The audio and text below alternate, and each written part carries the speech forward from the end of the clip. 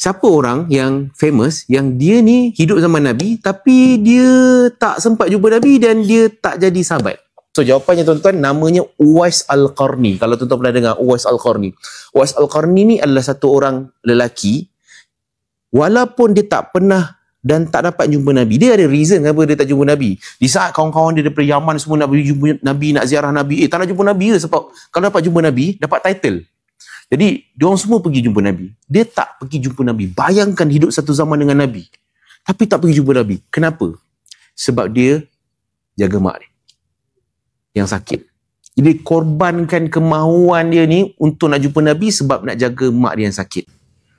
Maka tuan-tuan, sebab kenapa? Sebab Uwais Al-Qarni ni konteks lain. Cuba saya nak beritahu tuan-tuan, Uwais Al-Qarni ni special sebab dia telah utamakan ibu dia dalam hidup dia, sehingga kan tangannya ni kalau diangkat, Allah pasti akan kabulkan doa dia. Doa dia Allah takkan tolak. Jadi for those yang sekarang ni sedang banyak korban untuk parents, untuk mak, untuk ayah. Kadang duit kita dapat gaji kat sini, kita ada transfer sikit kat mak ayah kan. So itu semua pengorbanan yang ada kira-kira di sisi Allah SWT. So ini Uwais Al-Qarni. Jadi Uwais Al-Qarni bila dia tak jadi sahabat, dia jadi apa? Dia jadi level tabi'in. So dia adalah golongan selepas sahabat.